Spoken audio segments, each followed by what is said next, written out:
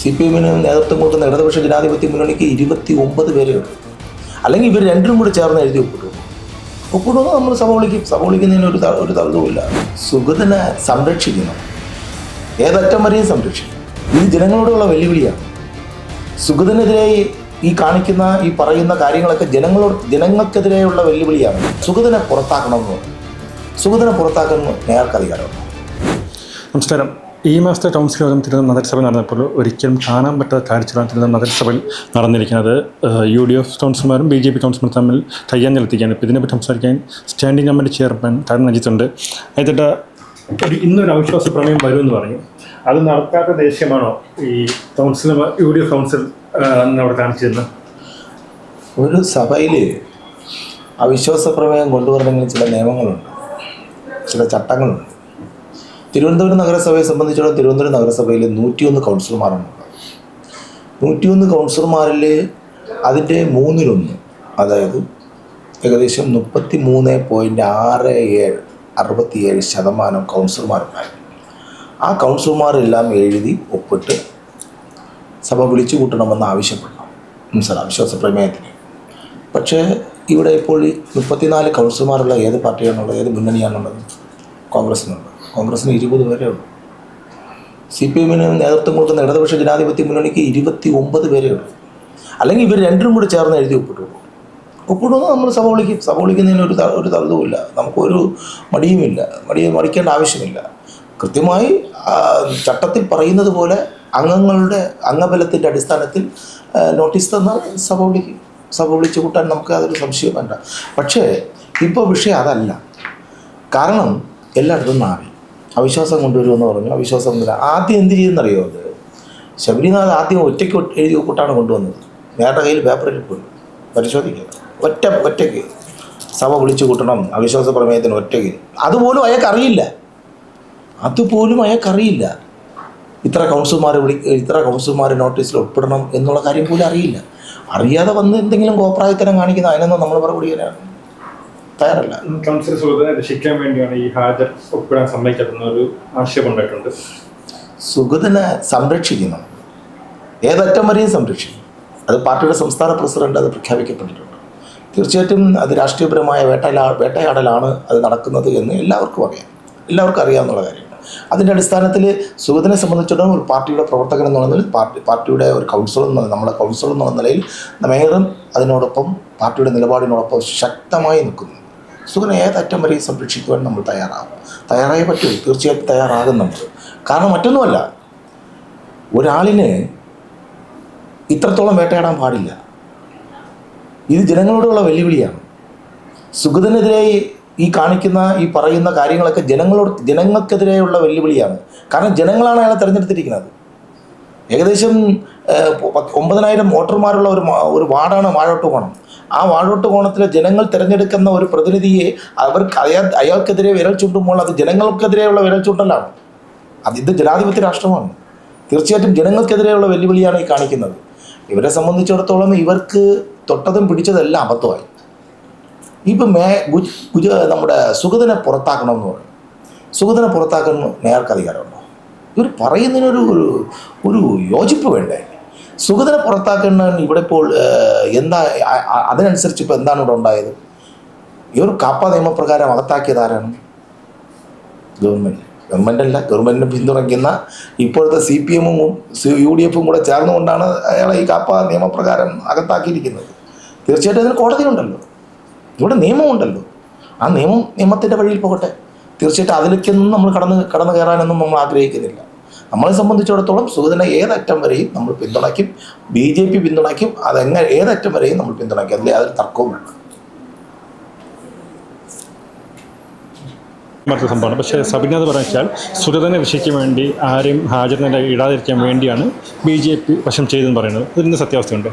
ഒരിക്കലുമല്ല. തിരുവനന്തപുരം നഗരസഭ എല്ലാ കൗൺസിലർമാർക്കും മുൻകൂട്ടി അച്ചടിച്ച് വിതരണം ചെയ്ത അജണ്ട പ്രകാരമാണ് ഇന്നത്തെ കൗൺസിൽ യോഗം നടന്നത്. സ്വാഭാവികമായിട്ട് ഈ കൗൺസിൽ യോഗം നടന്നു എന്ന് കാണിക്കേണ്ടത് മറ്റാരേക്കാളും ഭരണസമിതിയുടെയും താല്പര്യം തന്നെയാണ്.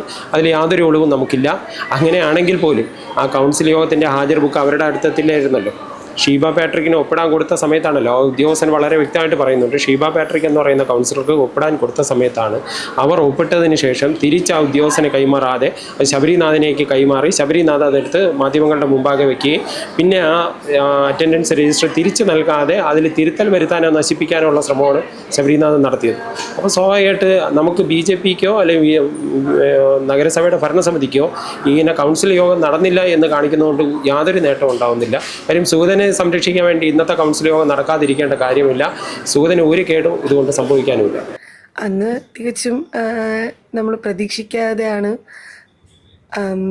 മേയറെ കൂടെ ഞങ്ങൾ പോകുമായിരുന്നു. മേയറെ ബേക്കിൽ ഞങ്ങൾ പോകുന്ന സമയത്തായിരുന്നു പെട്ടെന്നൊരു അറ്റാക്ക് ഉണ്ടാകുന്നത്. ശരിക്കും പറഞ്ഞാൽ സൈഡിൽ അടിയിലായിപ്പോയി.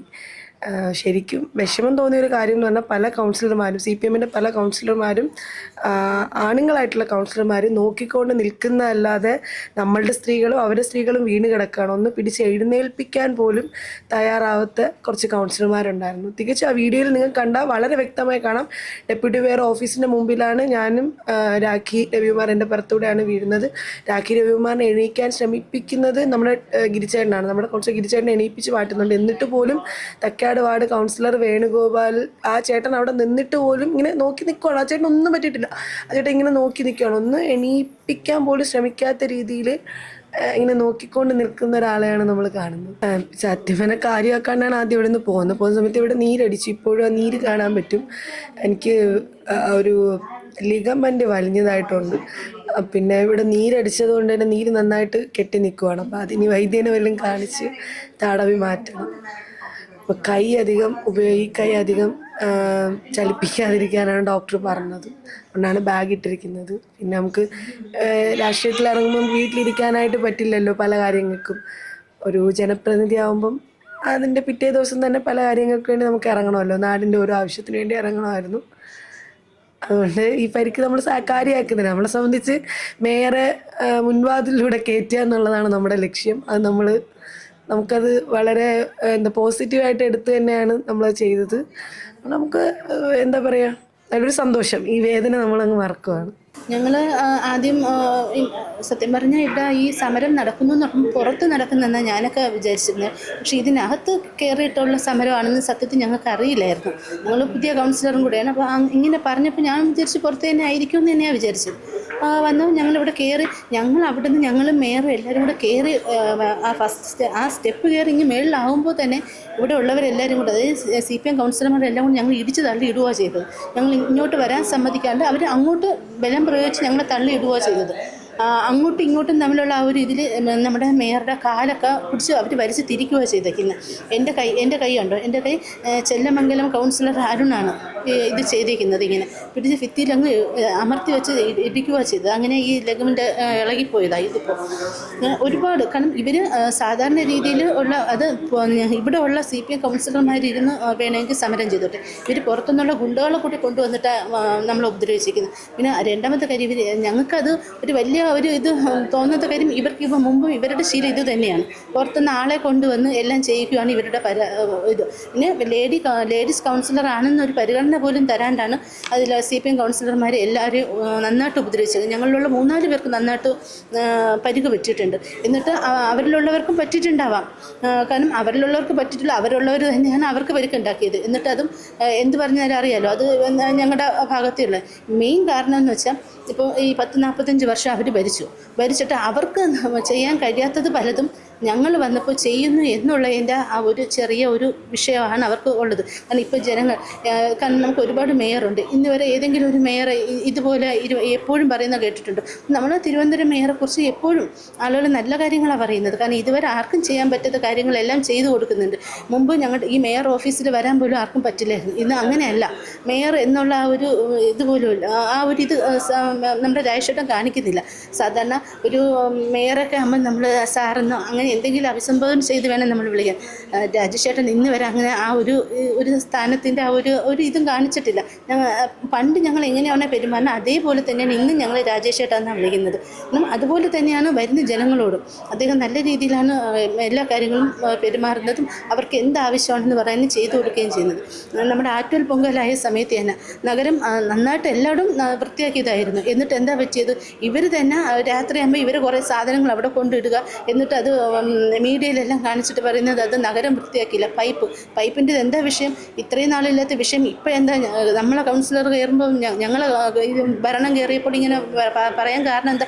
ഇവർ തന്നെയാണ്, ഉദ്യോഗസ്ഥർ തന്നെയാണ് ഓരോ കാര്യങ്ങളും അതിലുള്ള ആർസിമാരെയൊക്കെ കൊണ്ട് ഓരോ കാര്യങ്ങൾ ചെയ്യിക്കുന്നത്. അല്ലാതെ ഞങ്ങൾ വന്നതിന് ശേഷം ഉള്ളതല്ല. ഞങ്ങൾ വന്നതിന് ശേഷമാണ് ഇവിടെ വെള്ളക്കെട്ട് ഉണ്ടാകുന്നത്. ഈ 45 വർഷം ഇരുന്നവർക്കും 10 വർഷം ഇരുന്നവർക്കൊക്കെ എന്തുകൊണ്ട് ചെയ്യാൻ പറ്റിയില്ല? ഞങ്ങൾ കയറിട്ട് വെറും 5 മാസമേ ആയിട്ടുള്ളൂ. ഞങ്ങൾ പിച്ച വെച്ച് നടന്ന് തുടങ്ങിയിട്ടുള്ളൂ. എന്നിട്ടും ഞങ്ങൾ ഒരു നാടിൻ്റെ പകുതി വൃത്തിയാക്കി കഴിഞ്ഞു. അപ്പോൾ അതിൻ്റേതൊക്കെ കൊണ്ട്, കാരണം എല്ലായിടത്തും മേയറെക്കുറിച്ച് പറയുക, ജനങ്ങളെല്ലാം നമ്മളുമായിട്ട് നല്ല അടുപ്പവും വിശ്വാസമായി. ഇപ്പോൾ BJP കൗൺസിലർമാർ തന്നെ എല്ലാ കാര്യങ്ങളും അവരെ വാർഡിന് ചെയ്തു കൊടുക്കുവാണ്, അവരെ കൊണ്ട് പറ്റുന്നത്. ഒന്നും നാളേക്കെന്ന് പറഞ്ഞ് മാറ്റി വയ്ക്കുന്നില്ല. അപ്പോൾ ഇതൊക്കെ എല്ലാം കൂടെ ആയപ്പം ഇവർക്ക് ഏതാണ്ട് അതൊരു വലിയ ബുദ്ധിമുട്ട് പോലെ തോന്നിയത് കൊണ്ടാണ് കാരണം സ്വാഭാവികമായിട്ടും കാരണം അവർക്ക് ചെയ്യാൻ പറ്റുന്നില്ല. അവർ ഇത്രയും നാൾ ഇരുന്നിട്ട് ചെയ്യാൻ പറ്റുന്നില്ല. ഇപ്പോൾ ജനങ്ങളെല്ലാം ഞങ്ങളെ അംഗീകരിക്കുന്നു, മേയറെക്കുറിച്ച് നല്ലത് പറയുന്നു. അപ്പോൾ എന്തായാലും പിന്നെ കുരു പൊട്ടാണ്ടിരിക്കുമോ?